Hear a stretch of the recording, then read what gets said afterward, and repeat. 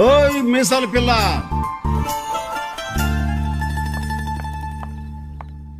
What ఏమన్నావు? ఏదో తిట్టావు? మీసాల పిల్ల అన్నాను. అదేం తిట్టు కాదు. మా ఊళ్ళో కుర్రోళ్ళు పొగరుమూతి పిల్లని క్యూట్ గా మీసాల పిల్ల అని పిలుస్తారు.